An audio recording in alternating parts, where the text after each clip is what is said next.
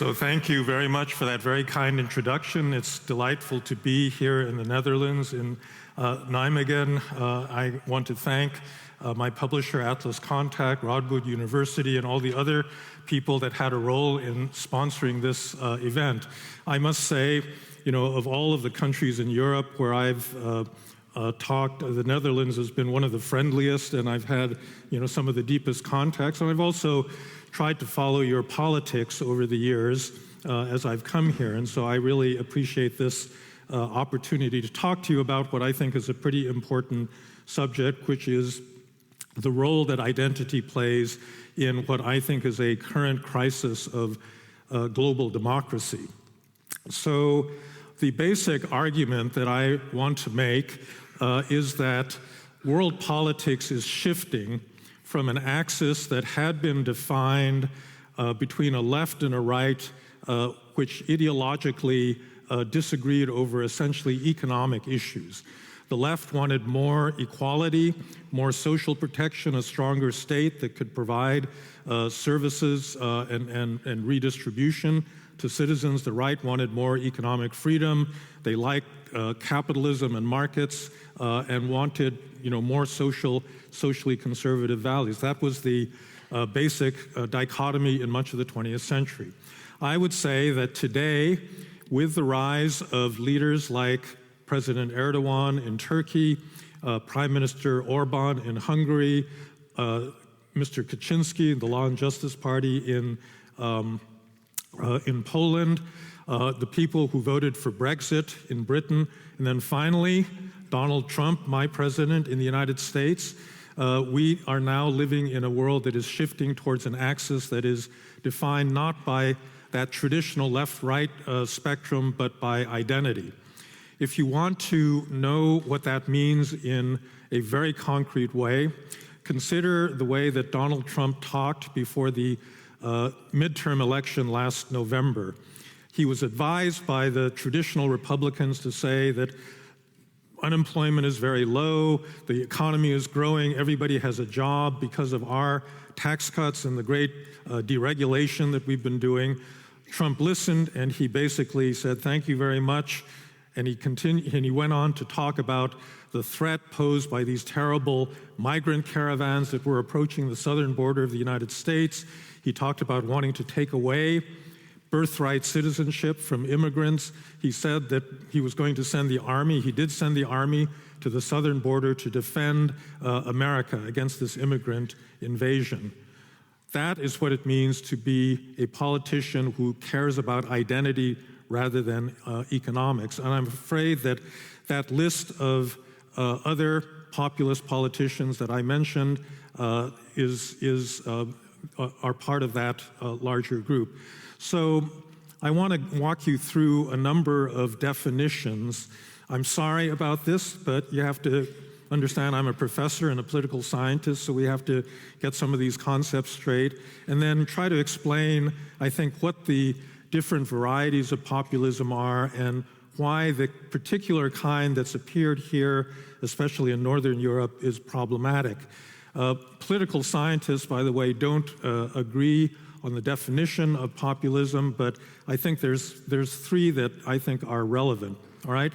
In the first, a populist is someone who advocates an economic or a social policy that feels good in the short run but is unsustainable in the long run, and therefore leads to a kind of economic catastrophe. I think the chief example out in front of us is Hugo Chavez in Venezuela, who was providing free eye clinics and subsidized groceries and subsidized gasoline, all of which was dependent on a high price of oil. Once that collapsed in 2014, his regime started collapsing because it simply couldn't afford what he had promised. So that's one definition.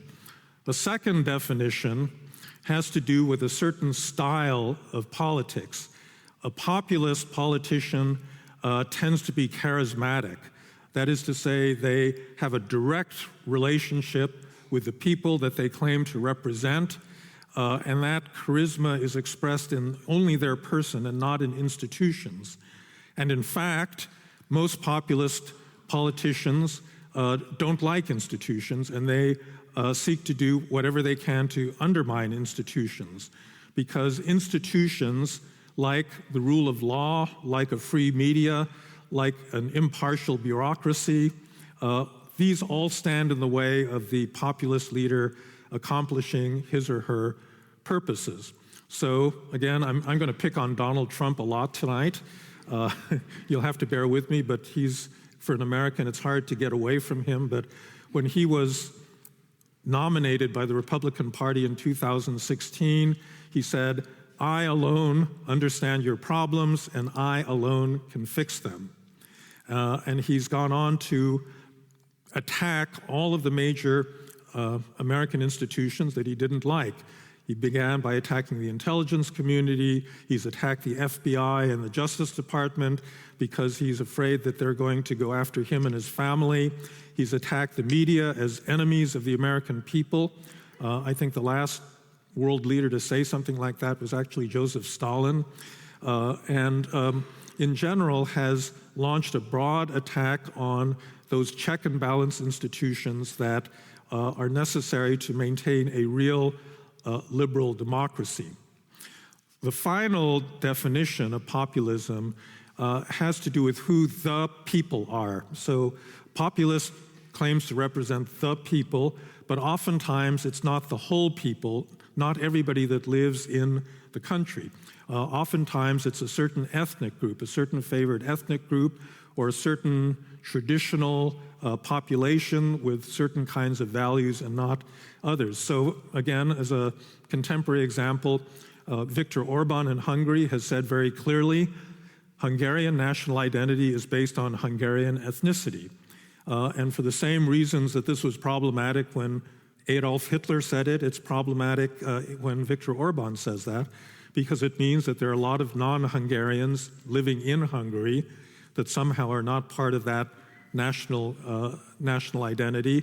And there's a lot of Hungarians living outside of Hungary, in Slovakia and Romania and other countries in Central and Eastern Europe, and they are actually Hungarian citizens, and he considers them to be part of the national body. And so there's a kind of exclusivity that does not take account of the de facto diversity of the countries that they're operating in. Now, the dangers, I think, of this type of populism are fairly evident because they threaten both liberal democracy and the international, the liberal international order. They threaten domestic democracy, or I shouldn't say they threaten democracy.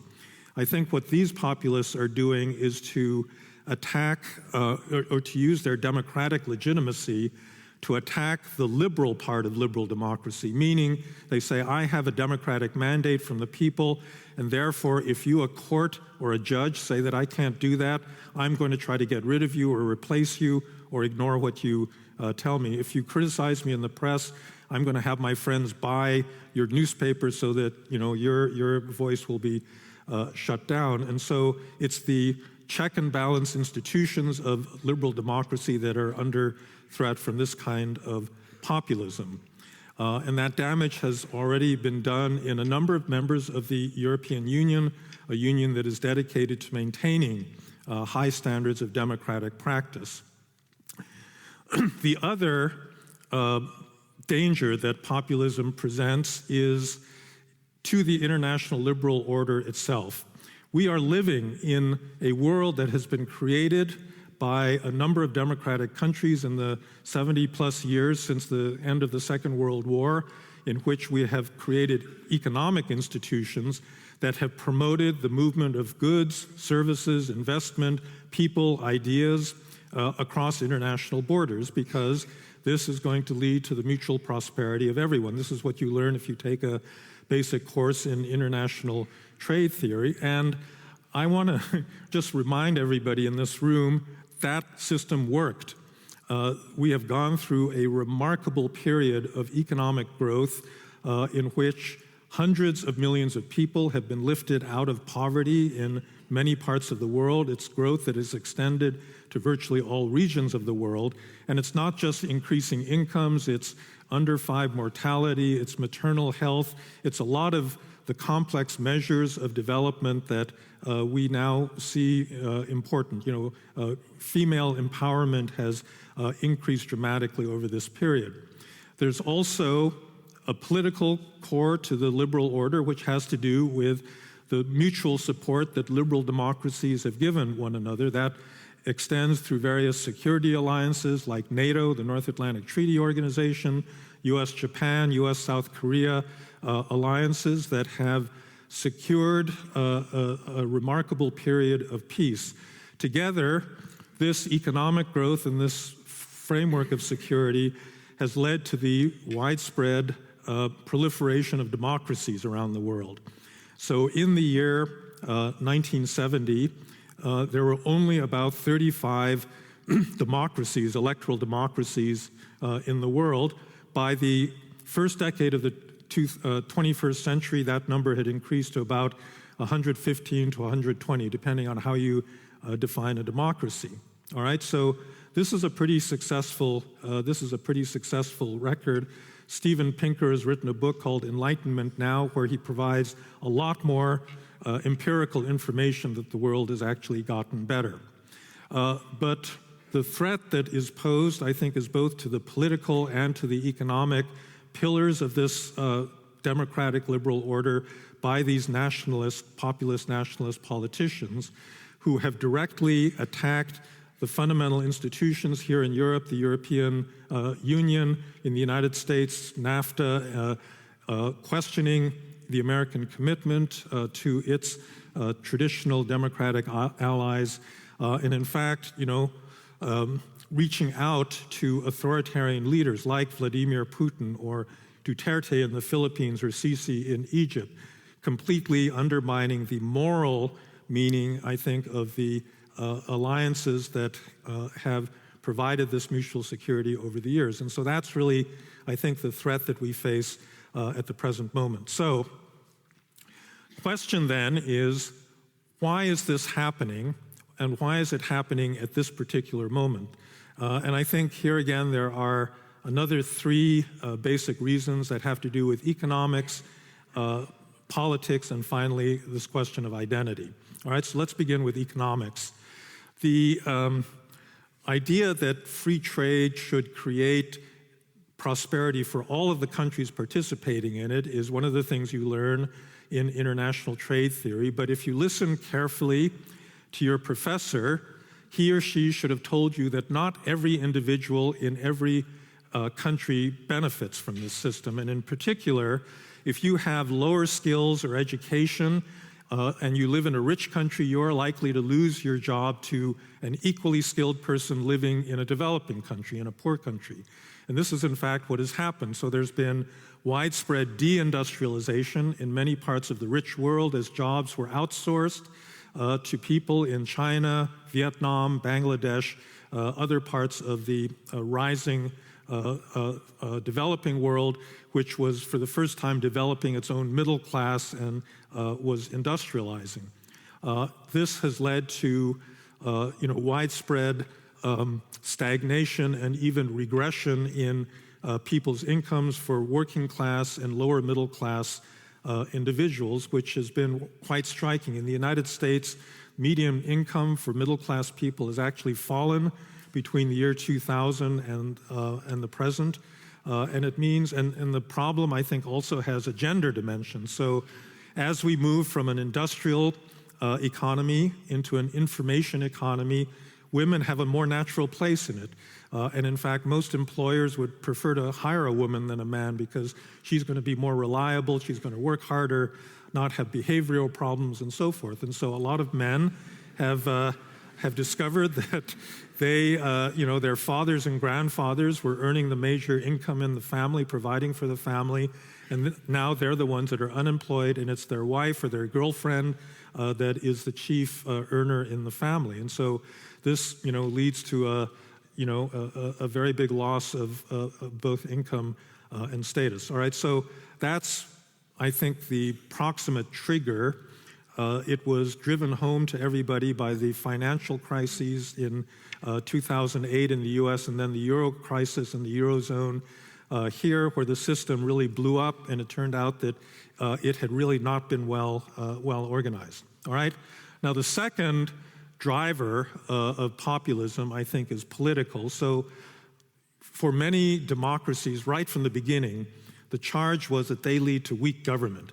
Democracies have to build consensus, you have to make coalitions, you have to deal with interest groups, you've got to talk in parliament, you've got to explain things to people, make speeches, people just talk, and then nothing ever gets done. Now, this is actually not characteristic of a lot of democracies. A lot of democracies have been quite successful in making difficult decisions, but it's certainly true of a number of them. Italy, Japan, India, and I would say the United States, all of these countries have had trouble formulating decisive policies to deal with some of the challenges, economic, social, and the like, that they have faced. And this, in turn, creates a demand for a strong man. They want, voters want somebody that can cut through all the blather in Parliament and actually deliver things, make the trains run on time. And this, I think, explains, the desire for a leader, somebody out of the business world who's used to making decisions. I think Prime Minister Modi in India was elected because he was seen as a strong leader, Abe in Japan. So there's a lot of different manifestations of this drive for stronger government. The final issue, however, is this issue of identity, which is the subject of my current book. And I think that it's important because people pay too much attention to the economic drivers of populism, and they don't fully appreciate the importance of the cultural side of it, because identity is really about the question of culture. If you think that the drivers of this populist upsurge were simply economic, you have to ask yourself the following question. Given the financial crisis and the general perception that capitalism was benefiting a small class of very rich billionaires and not doing anything for everyone else, in fact, putting them out of their homes and out of their jobs, why is it that after 2008 you didn't see a big surge of support for traditional left-wing parties, for communist, socialist, social democratic parties that promised to do more redistribution and take up the cause of the less fortunate? Instead, what you got was a rise of right-wing parties. And in fact, many of the traditional left parties of the left went into a decline over the past 10 years. They had been declining in the period before that, but the decline accelerated. The French Socialist Party basically has disappeared. The German Social Democrats went from about 45% of the vote to 25% now. So what is happening? Why is it that people on the right have been able to capture the anger that is generated by this economic crisis rather than parties of the left? And I think it does have to do with this issue of identity. So what is identity? First of all, my definition of identity, you don't have to accept it, but my definition is very broad, because I think that identity pervades the way that we think about many issues in politics, and I'll give you some examples of it. I think that identity is based on a universal human psychological characteristic, which Plato, the philosopher Plato, labeled thumos. Thumos is a Greek word. In English, it's often translated as spiritedness or pride. It refers to the fact that human beings want to be respected. They believe that they've got a certain inner sense of dignity or worth, and they want other people to recognize that worth, and they become very angry if they don't receive that recognition. And so it's a completely intersubjective relationship, and it's different from it's different from the things that the economists say drive us. The economists say, okay, we have what they call preferences or desires for material well-being, and there's rationality by which we calculate, and that's it. That's it for the economists, that those two things together can explain the whole of human behavior. The problem is that I think there's a lot that can't be explained by that model that has to do with this feeling of resentment that comes from being disparaged or being denigrated. And you see this actually in the debates that we've been experiencing over populism. So, for example, many of the voters, the Brexit voters in Britain, when they were asked why they would vote for something that was likely to lead to an economic catastrophe for England, loss of jobs, companies moving out of Britain, a lot of them said, if we have to suffer this way, fine, we will accept that as long as we can keep foreigners out, as long as we can keep our national identity from being undermined by this influx of immigrants. And that's an example, I think, of an identity issue taking precedence over an economic one. All right, so there's a universal desire to be recognized, particularly to be recognized as equal, and in a sense, it's part of modern democracy. I think there's a special modern form of this universal desire, which I would date actually from the Protestant Reformation, which says that we all have an inner being that is different from our outer selves. Our outer selves are defined by other people, our families, our neighbors, our colleagues, people that live in, fellow citizens. But we have an authentic inner self, and what Luther said was that God sees only the inner person, only the inner believer. The core of the Christian faith was not conformity to the rituals of the Catholic Church, saying the rosary or going to Mass. It was an inner faith that only God could see, and that inner faith was more important than all of the external laws and rituals of the church. The church could crumble and disappear, and it wouldn't make any difference for the Christian faith because the Christian faith was something interior. And I think that this idea that what has worth is what's inside us, then in subsequent European thought gets secularized and made general. So I would say the two thinkers that were critical in this were Immanuel Kant, who held that what made human beings of infinite value was their capacity for moral choice, and Jean-Jacques Rousseau, who said that the historical process is what has suppressed our inner self that is authentic and makes us behave in false ways that ultimately lead to our unhappiness. And so the goal of life that would make our lives fulfilled is to liberate that inner self from all of the external constraints that society, that a phony or a false society imposes on us. And that, I think, has been the structure of a lot of identity movements over time. So, for example, the Me Too movement is really a movement about dignity, and it's about recognition of dignity, and it's about the fact that a patriarchal society has defined rules that do not take women seriously. They do not respect women as a whole human being with talents, abilities, experience, empathy, all of these other things that make a complete human being. They only see one dimension. And what needs to change is not the inner woman conforming to those external rules. What needs to change are the rules themselves, because it's the whole of the society that is suppressing, the appreciation and the recognition of the dignity of women. All right. So this urge to be respected naturally takes a political form. There have been many of them in history, beginning with liberal democracy itself. So if you think back to the year 2011, there was a Tunisian fruit seller named Mohamed Bouazizi. He had a vegetable cart. He was part of the informal economy. A policewoman confiscated his cart. He went to the governor's office. He said, "Where's my cart? Why have you taken away my livelihood?" Nobody would talk to him.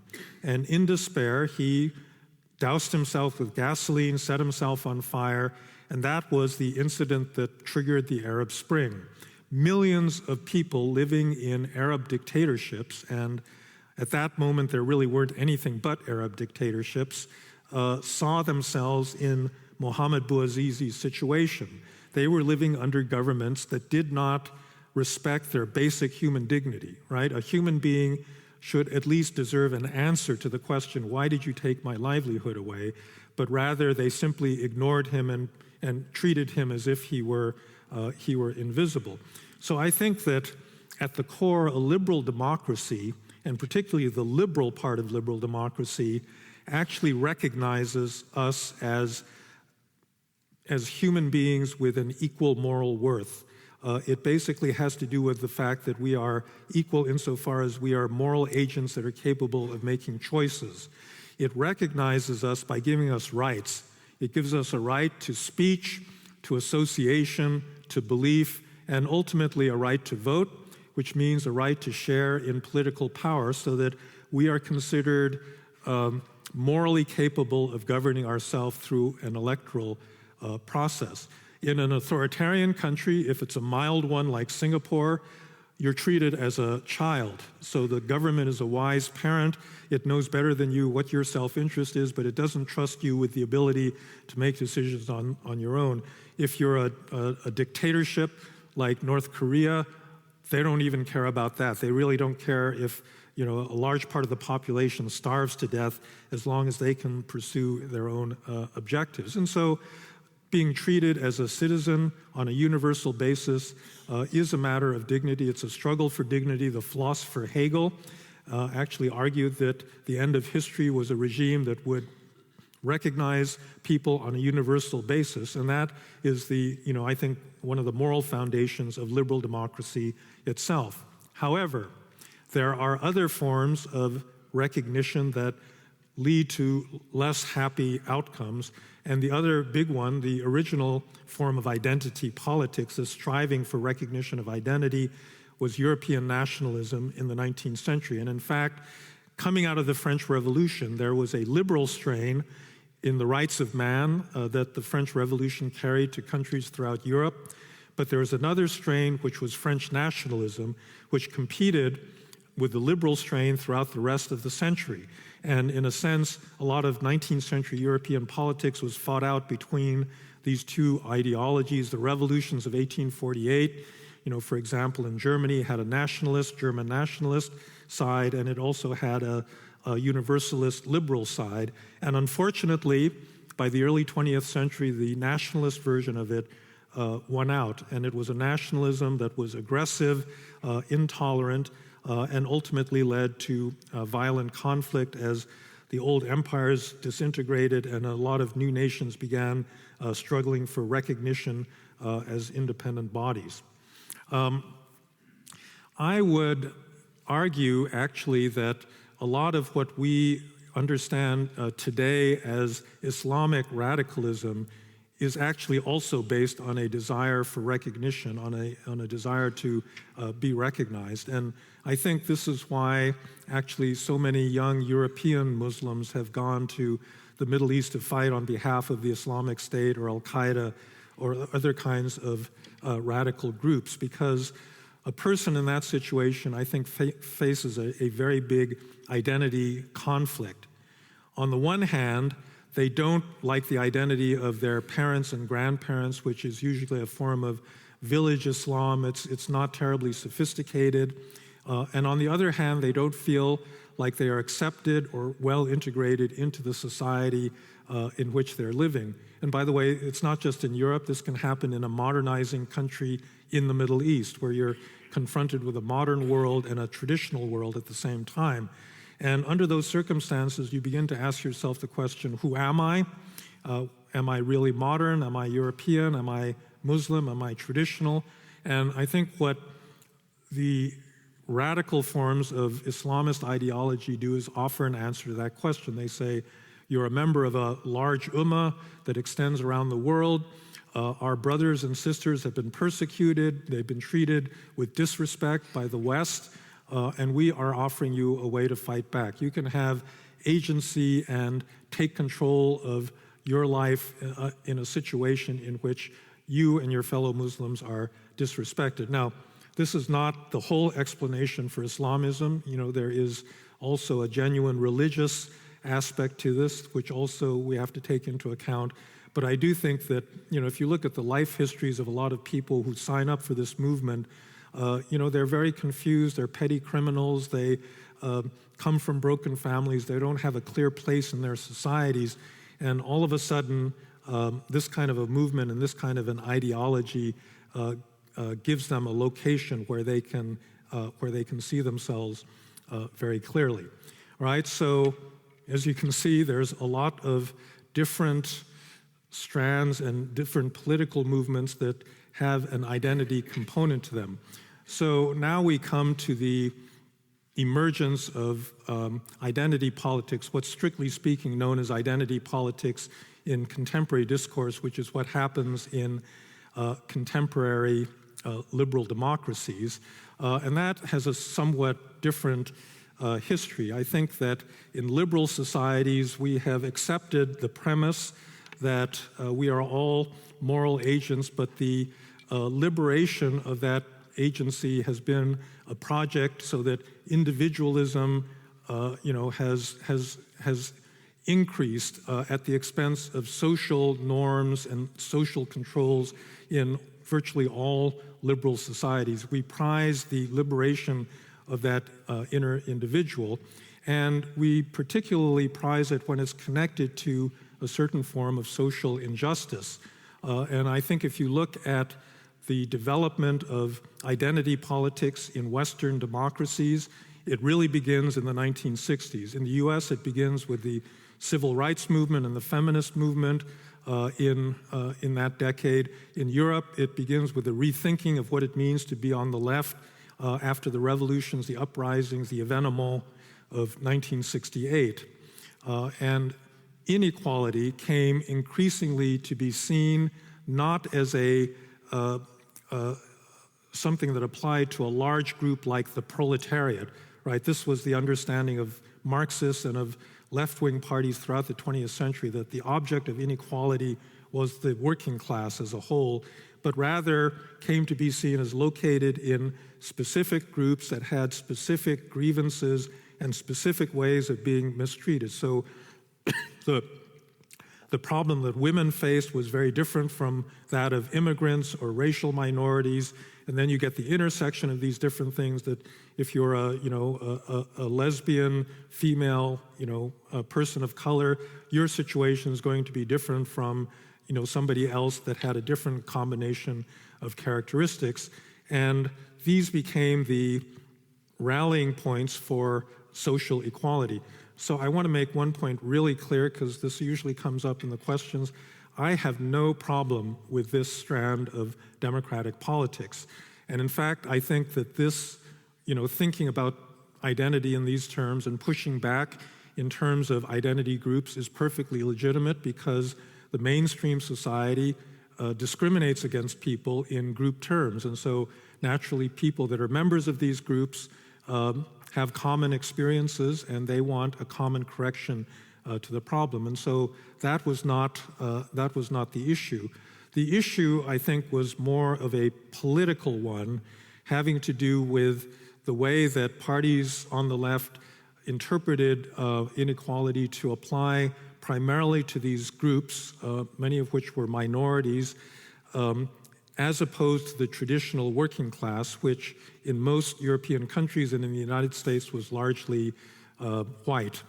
And in fact, parts of the left began to see that the old working class was unionized, they were becoming middle class, they were actually in themselves a privileged category, and therefore that was not the appropriate object of activism and the drive for equality.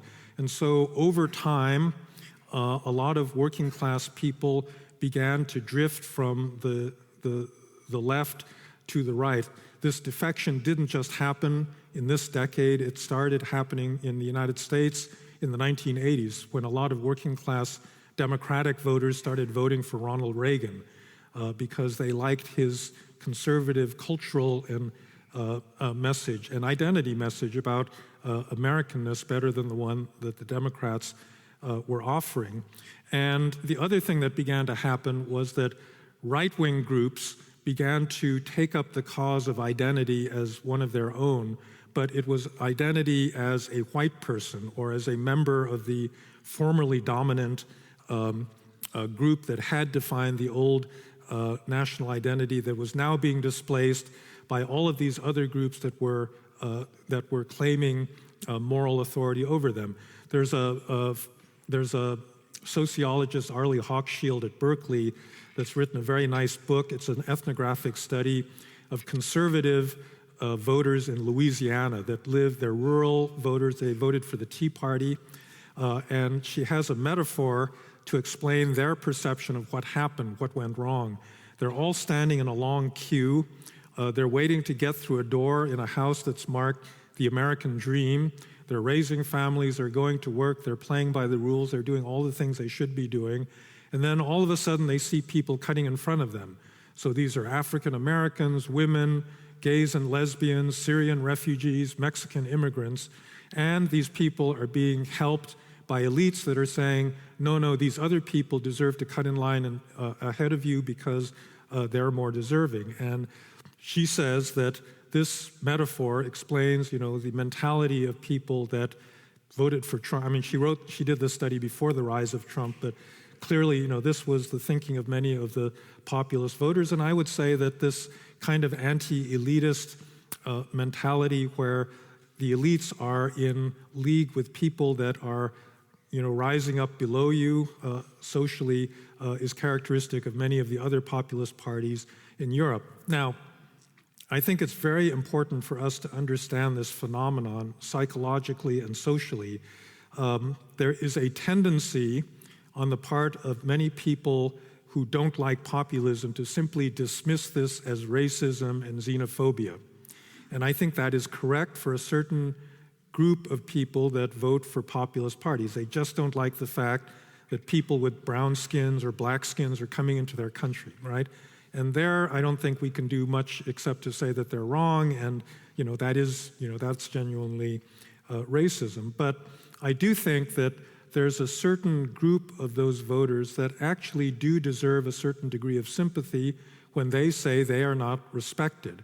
Because what's happened across the rich world is that societies have divided up into two groups. One group has a college education.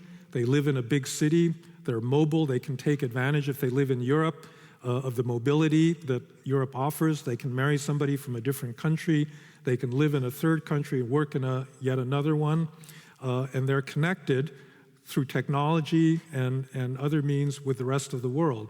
And they have been doing pretty well economically over the years. The other group lives not in a big city, does not have a great education, has skills that are disappearing or the demand for which is disappearing, has much more traditional kinds of conservative values. And that sort of person actually does, I think, have a certain claim to genuine sympathy, especially when they say the elites have not been respecting us or even paying attention to us. As deindustrialization has taken place, as jobs have disappeared to foreign countries, the political parties, the main political parties, the mainstream media, and then the arts, people that make films and work in creative occupations are much more concerned about those other underprivileged groups that are more favored by the left rather than this old working class. So I think that the belief that elites, and by the way, I sort of suspect that everybody in this room is probably part of that elite. I'm part of that elite, so I own up to that. Has a tendency to a certain kind of cultural snobbery towards that kind of person.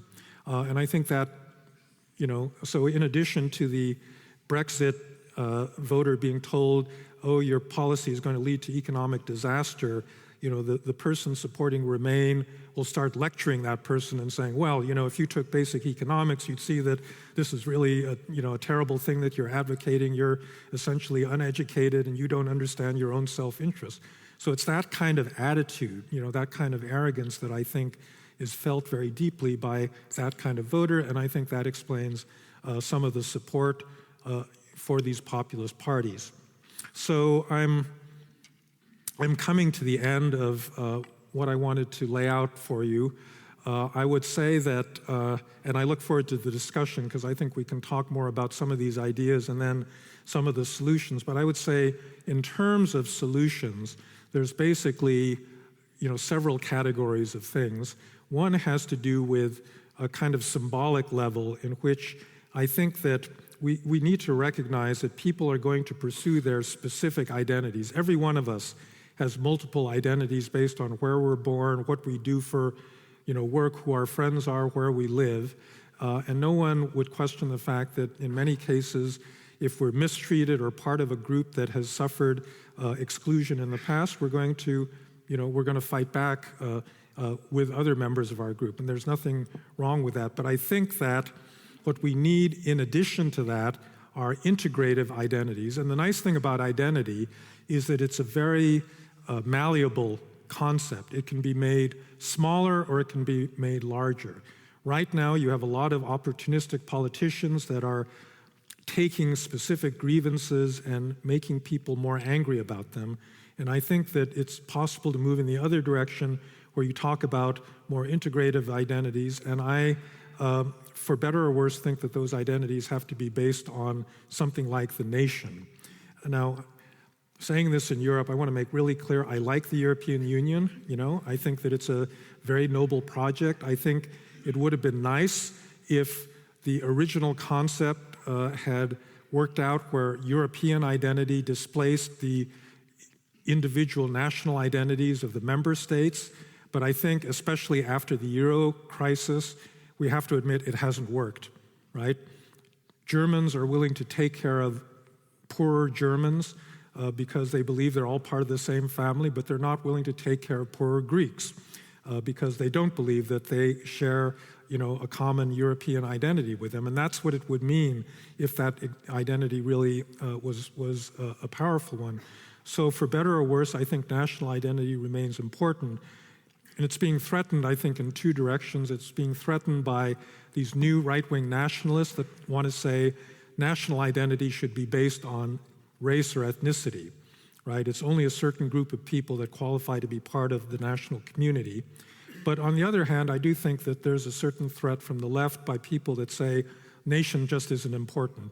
We're global citizens, we are citizens of the world, we believe that we have to work with other people and we need to be as sympathetic to people that are thousands of miles away as to our next door neighbors. And I think that doesn't resonate well with a lot of people for whom that local community still is important. And so talking about these kinds of issues in a more integrative way is important. There's some specific things I would recommend with regard to immigration, because that really is the one issue that has united all of these populist parties, because that's what threatens identity in the most direct way. And I do think that there are a lot of adjustments. The immigration systems in both the United States and in Europe are far from perfect, and they could be changed. I would say the final thing that can be done is simply to act through politics and start winning some elections. This is something that I find with my Stanford students, I have to lecture them on this, because they think that politics is dirty or, it's old-fashioned. They want to work, they're willing to protest, but they're not actually willing to go to the next step of organizing, supporting a political party, supporting a candidate, running for office, all of these sorts of things, which is what you have to do if you want to gain political power in a democracy. And if you don't do that, then you leave the field to these super energized populist politicians and voters that are interested in getting out there and changing things. And so I think, finally, the solution to the problem, for better or worse, is going to lie in politics.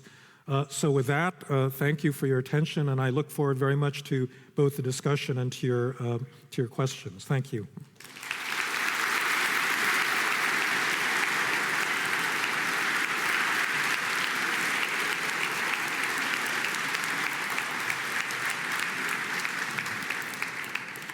Thank you for this wonderful lecture. Let me get some water first. And now I feel almost silly because you just gave a talk without any PowerPoint slides or cards, and here I am, just a few questions on cards. But anyway, to start with, when I was reading your book, I was thinking your main concern was with progressive, leftist, emancipatory identity politics. But then you also really discuss, as you just did, the sort of left-wing identity politics. So first I wanted to ask you, and then I changed my mind, with which type of identity politics you're most concerned? And then I was thinking you're probably going to say both. No, I'm not. You're not. No. So is there one that you are concerned with? No, more? I'm much more concerned about the right-wing populism because, as I said at the beginning of the talk, that's what's actually threatening democracy.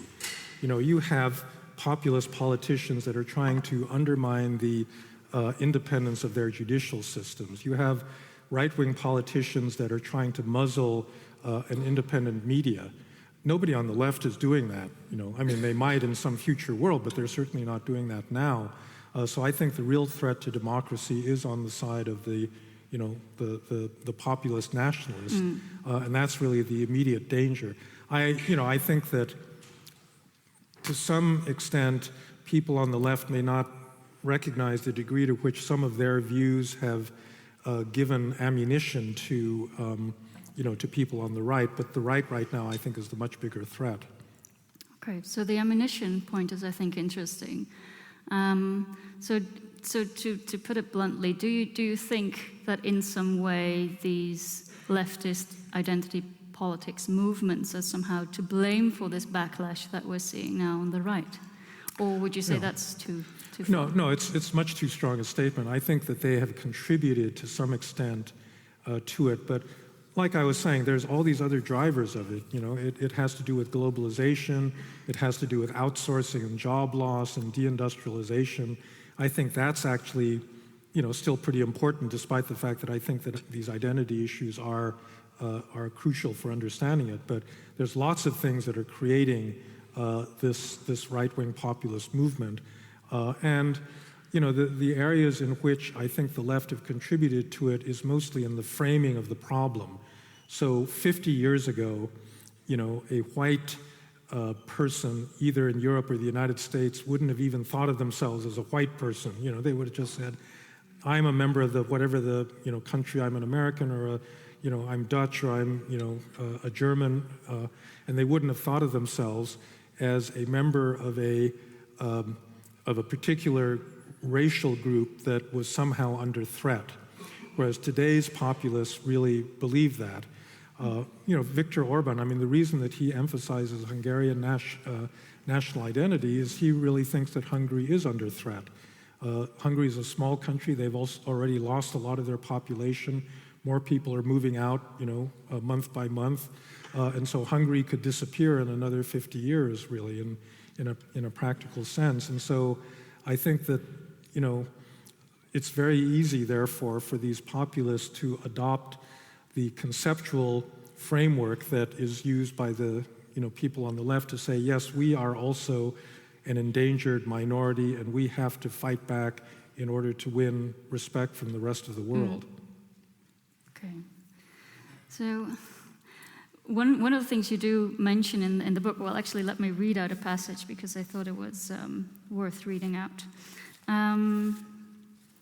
Let me get the page.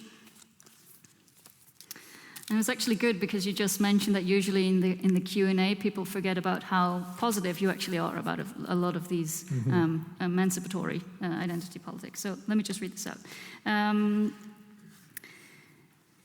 The embrace of identity politics was both understandable and necessary. The lived experience of identity groups are different from one another and often need to be addressed in ways specific to those groups.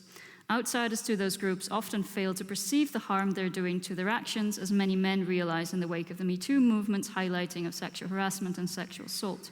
Identity politics aims at changing culture and behavior in ways that will have real benefits for the people involved. So by turning a spotlight on narrower experience of injustice, identity politics has brought about a welcome change in concrete public policies. And I thought it was important to read this out because I noticed that in a lot of the interviews that I read so far, people tend to sort of overlook this aspect. But then, of course, we all do feel there's a but coming, and there is sort of a but coming. And you mentioned 5 problems that certain versions or ways of doing, as it were, identity politics can be problematic. And some problems you mention are actually socioeconomic problems, so they stand in the way of socioeconomic progress. Well, maybe the first question is, could you say something about this relation between how precisely identity politics is standing in the way of So this may reflect my narrow experience being a university professor, but identity politics is particularly pronounced in universities, and there's been lots of protests. This began in the 1980s, and then it went quiet for a little bit, but now it's back very strongly over issues of race, ethnicity, gender, sexual orientation, and so forth. And usually what happens is that the university administration meets these protests by saying, okay, we understand your point of view, so we're going to create a special ethnic studies department or a new gender studies program to look into these issues. And then that's it. And the trouble is that that kind of response only gets at the most superficial aspect of the problem. If you think about the problem of race in the United States, it is deeply rooted in, economics, in the structure of American cities, in, long, deeply held racial attitudes, but also, cultural characteristics of different populations. And fixing that is really, really hard. Students would much rather have a kind of symbolic victory in the realm of, dignity politics, rather than do the hard work of, trying to materially fix the position of the people, that they claim to be concerned about. Another example of this, so I really liked Obamacare. I liked Obama's Affordable Care Act because I think it was not targeted at any particular group, but it was targeted at poor Americans, and it was very necessary. The United States was the only developed country that does not have some form of universally mandated health insurance. And you try to get a university student interested in protecting the healthcare system, they don't want to do it. It's too boring for them. And so they would much rather, deal with a statue that they don't like, that they want to have removed from the campus, rather than actually try to protect, a really important social program that will do some concrete good to the people that they care about. So I think that's what I meant by that. So do you think we shouldn't be doing this symbolic injustice I just think or do we need to do other things as well? We need to focus, and I think there's some evidence now that people on the left in my country are beginning to focus on the more concrete economic policies, and I think that's a good thing. Right, but we can do the other. You can do the other, yeah. Right. So now, so I have a different question now. So earlier on, you were, I think, saying that one of the reasons why certain leftist parties haven't been as successful as we otherwise should have expected them to be, if socioeconomic problems and problems of distribution were the real problem. That maybe for them it would be important to appeal to identity, whereas now actually what you seem to be suggesting is actually no, what we should be working on is not identity, but rather fixing the socioeconomic situation. I think both. Okay. So we both need the concrete socioeconomic policies, but we do need to speak about identity in different ways, and that's what I was saying about national identity, that we need to talk about identities that, so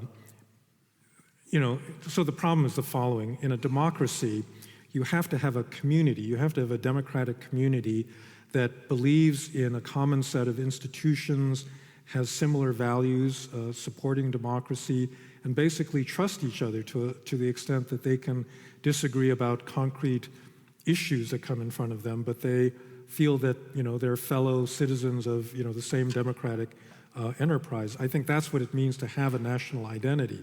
And so on the symbolic level, I think you need politicians that will emphasize that sort of thing. Just to give you an example, which may seem a little bit trivial, but I mentioned in the book the film Invictus about Nelson Mandela in the 1996 Rugby World Cup, where in this bitterly divided society, the blacks played football or soccer and the whites played rugby.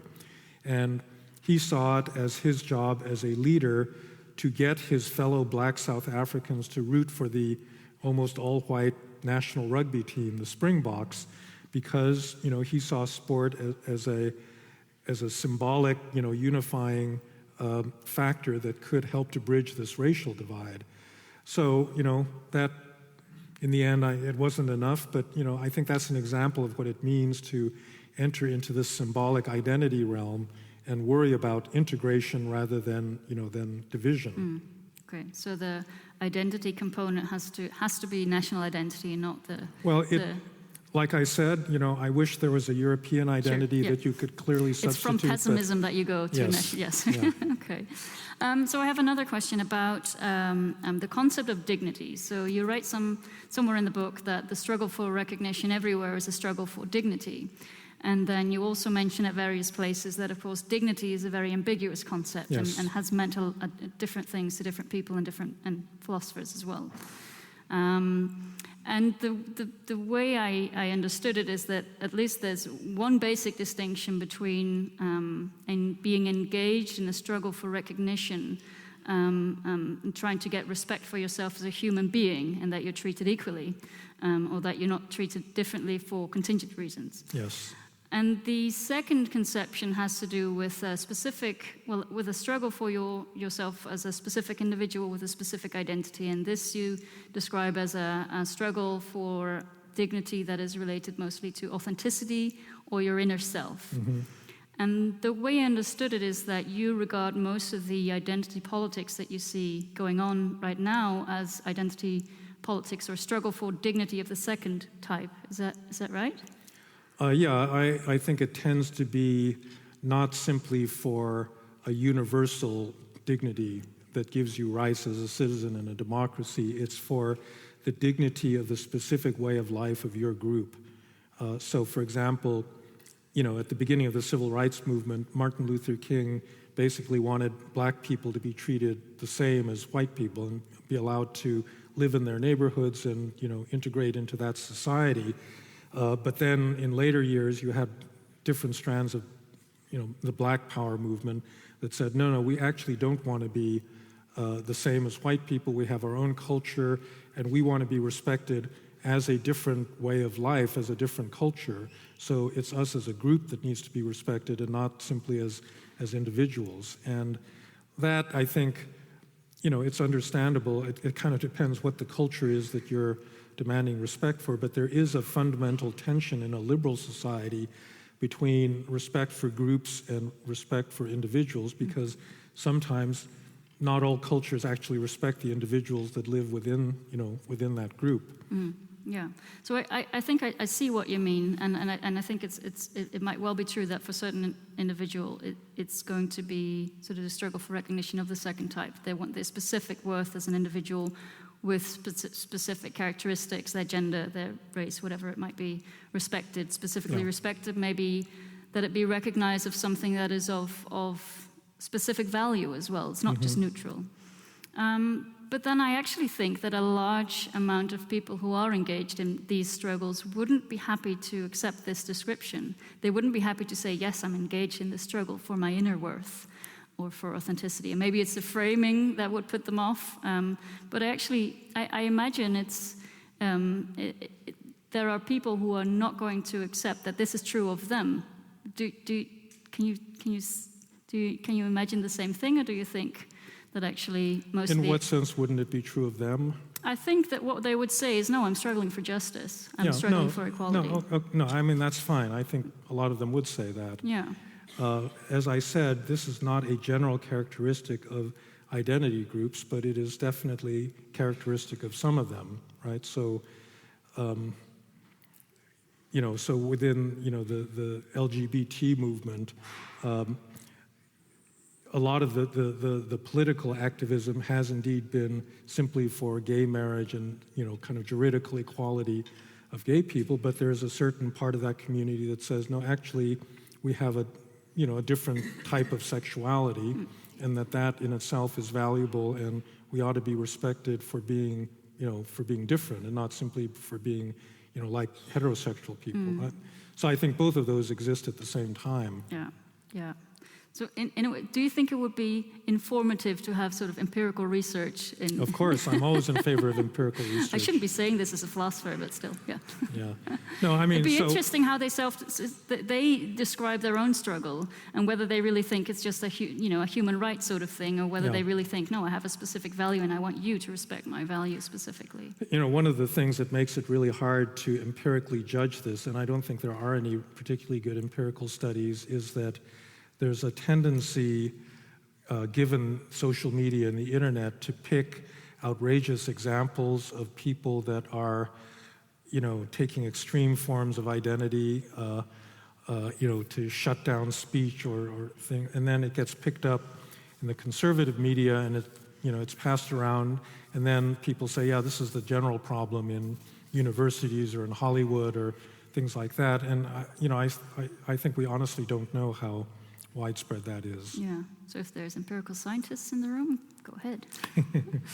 All right, so I have a different question. So one of the problems that you also mention, or at least one of the problems that identity politics could have, is that it impedes freedom of speech, or sort of makes freedom of speech hard or impossible. Can you expand on that argument? Yeah, again, this is not a general problem in the society, but it is a problem, I think, in universities, where if you want to say anything on any of these sensitive topics having to do with gender, ethnicity, race, sexual orientation, who you are biologically is really important, and oftentimes, if you're a white male, that is seen as ipso facto delegitimizing, what you say, and as a result, you either self-censor or you're shouted down. And so I think, and there have been incidents, where this kind of thing has happened, and so it spread a kind of intolerance of alternative viewpoints. And in a university, it does seem to me that the primary concern ought not to be avoiding the offense to the dignity of, particular groups. It ought to be, defense of, kind of vigorous debate. So, okay, let me give you another example from my own experience at Stanford University. So, there are these things that are now labeled microaggressions. So I learned this because we now have to take a yearly course in sexual harassment training. So this was added to last year's curriculum.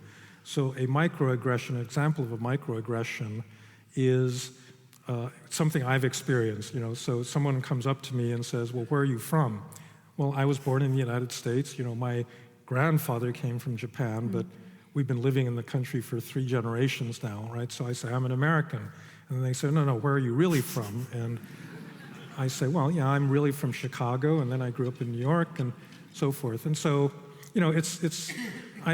my whole life I found that mildly annoying, but now I've discovered that I'm actually the victim of a microaggression, and I now have an actionable case that I could take to a university authority, and I could say, that person asked me where I'm from, and I'm really, offended by it. And, my view is you should just toughen up a little bit, because sometimes people will say offensive things to you. So I do think that, it's not an absolute right to free speech, but I do think that there's a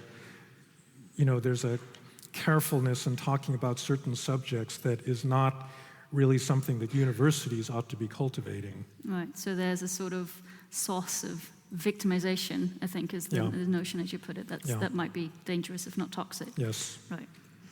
All right. Do you actually think that anger might ever be a productive or a good emotion? It's.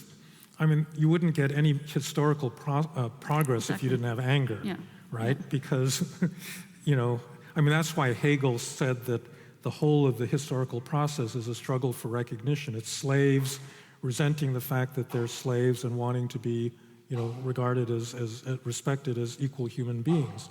You wouldn't have a civil rights movement. You wouldn't have an anti-slavery movement. You wouldn't have a women's rights movement. People didn't get angry about the way they're treated. So it's not anger in itself. Thumos is a universal characteristic, and it can be used for good purposes, and it can be used for bad purposes. In fact, one of the problems, I make this distinction between these 2 words that I created, isothumia and megalothumia. So isothumia is the desire to be treated as equal, And megalothumia is the desire to be respected as superior. And, you know, in general, megalothumia is seen as a bad thing because that's what, you know, tyrants and dictators have.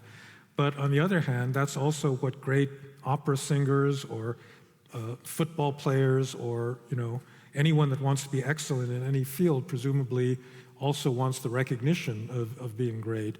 And so it's also responsible for, you know, good things in the world.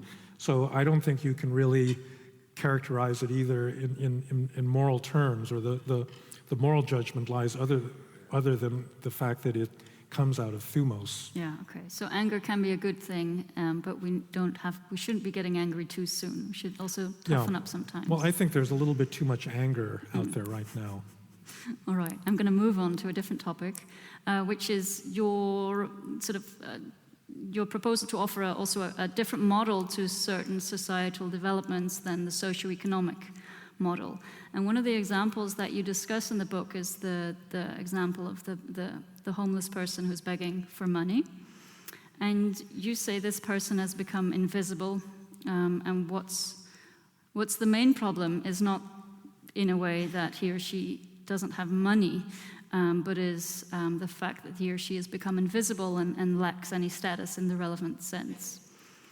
And I was wondering, well, someone like a social economic model advocate, sort of defender of that model, would say, yes, but surely if that person did meet the threshold, the socioeconomic threshold, would have enough money, then surely the status would come with the socioeconomic improvement of his or her situation. So what would you say to a response like that? And I guess my question in the background is more methodological. How are we ever going to get out of this chicken-egg situation between socioeconomic explanations and identity politics? No, so again, I'm not saying that the poverty of the homeless person is not something that couldn't be remedied by resources.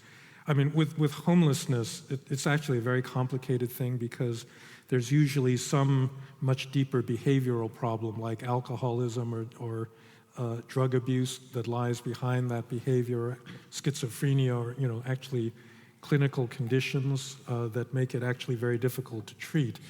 But there's definitely, you know, a need for services for people like that. So I'm not saying that you shouldn't do that.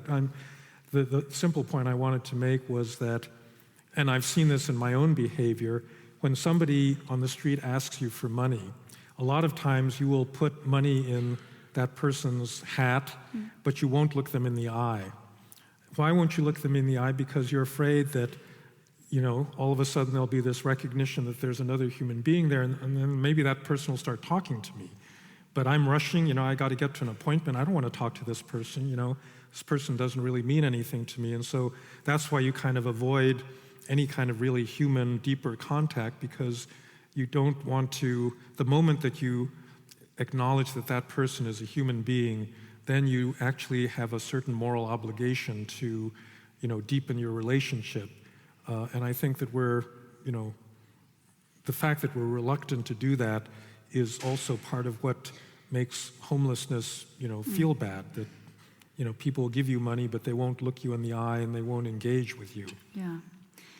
Yeah, so I see that. But what I meant to say was that it's always possible to say that actually having less position of goods, as you call them, or relative goods, or less status, and thinking that one's identity, dignity is somehow at stake, might always piggyback, as it were, on or be the result of lower socioeconomic status. And then you enter this debate where it's not really clear how we ever are going to get an answer, whether it's status or identity as such that's a problem, or whether even for Brexiteers or people voting for the Freedom Party in the Netherlands are also identity claims, but they look like sincere identity claims, and they are, but they wouldn't be there. They wouldn't have the strength that they did if they didn't, you know, if they had jobs. I agree with that. Yeah. Right.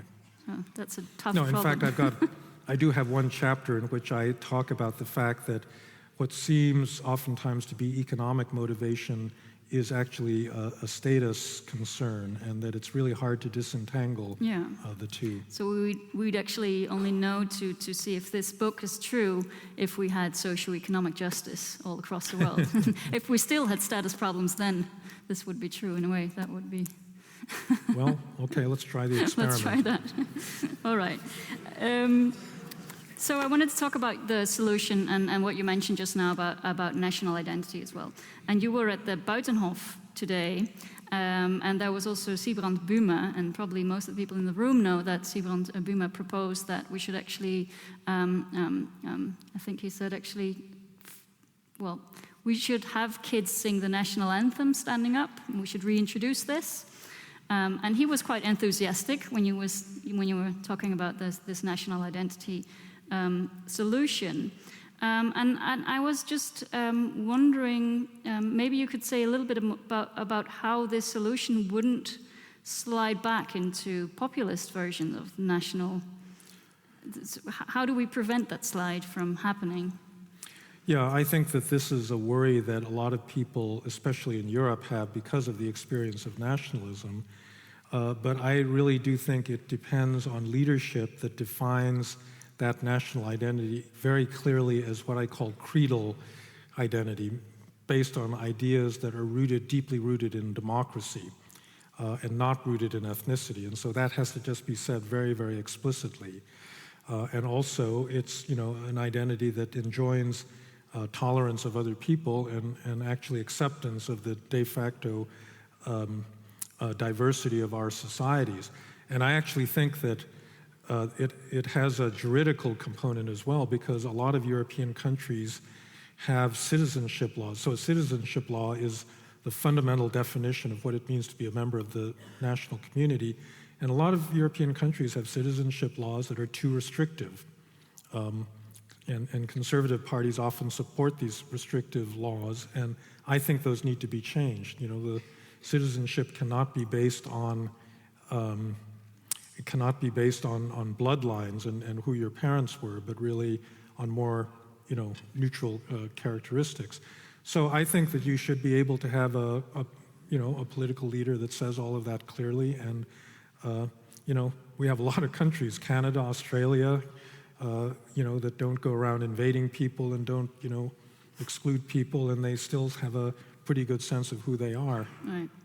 Yeah, so I'm trying to imagine what this would look like, and I think singing the national anthem isn't really going to help much, and surely you agree. And maybe we can all defend sort of ice skating and windmill sort of thing, but that probably isn't going to help either. Plus, we want to have a national identity that actually acknowledges the different cultures that we have in the Netherlands. So what sort of national identity, that's what's a really difficult question for you to answer, would the Dutch have?